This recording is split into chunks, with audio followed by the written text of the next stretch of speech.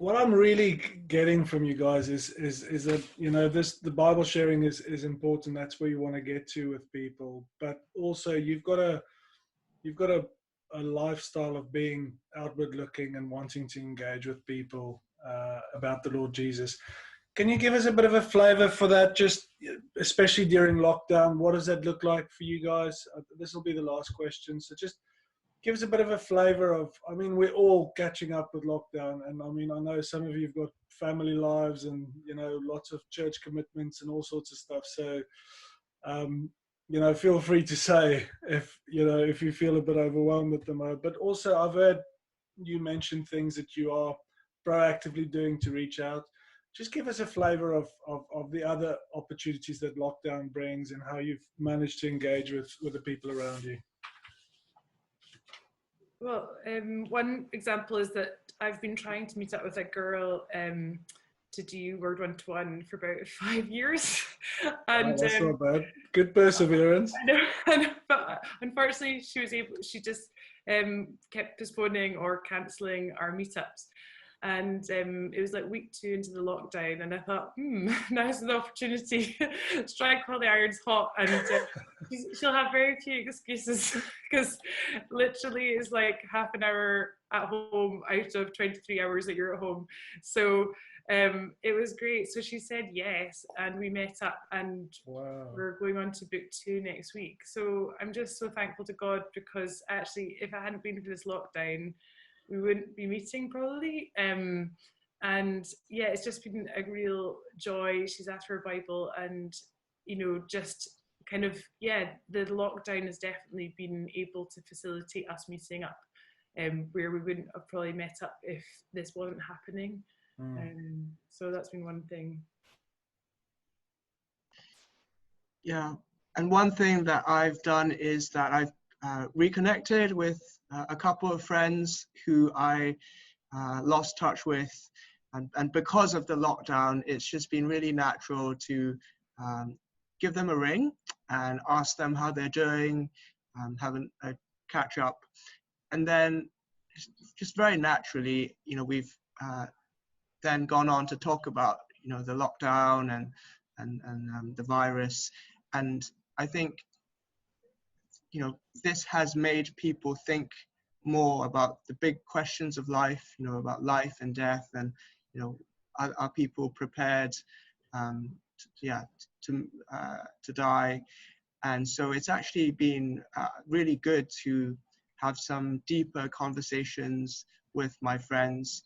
And I feel that they've opened up more because of the virus, and we've been able to, I've just been able to present the gospel to them in a very open and honest way, and they have engaged with it very honestly. So yeah, I found that That's really great to just give people a ring as well, right? I try and just do at least one a week, you know, of people I've lost touch with, and you just have a list and you work your way down, and half the time people don't pick up the phone. I don't know if that's just me. But yeah, you're just putting yourself out there again. That's great to hear, Brian. Really encouraging. Anyone else? I think other things as well, just kind of just normal living. So just a guy that I'm involved with, been able just to help with shopping. So it's not big, but just a text and just say what you want, anything. And then birthdays.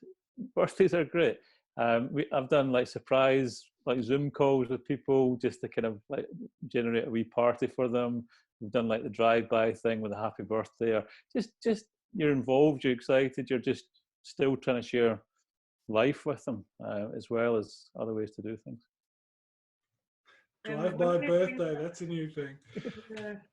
One thing I was thinking of the phrase was just that it's been so nice being able to get to know my neighbours. We're all in a WhatsApp group, and we've never had more contact in like the last sort of 3 years than we have in like the last 2 or 3 weeks. How many on the group? There must be 7 of us, because it's like 7 flats in my close, and you know, we're having a coffee on Saturday, and that's like we had one 2 weeks ago back in the back garden, just 2 meters apart, but it's actually just so nice. And I just hope and pray that like actually we'll be able to build on this relationship that we're having over the that's pandemic brilliant. after it finishes. Yeah, clapping for the NHS. Even that little sort of trip out, you know, you chat to a few people. Yeah, it's good. I was going to say as well that it's never been easier for people to come to church, because many church services are now online. So yeah, I've invited previous colleagues and friends and family members to tune in, you know, and the barriers are a lot lower, obviously, to trying out church these days if we can direct them to one that they can watch in their living room in their pajamas if they want.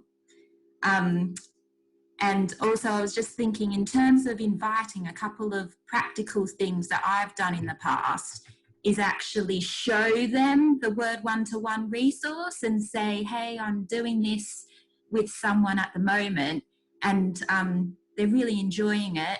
Would you like to have a look and go through it with me, even just once, if you don't have to do it again.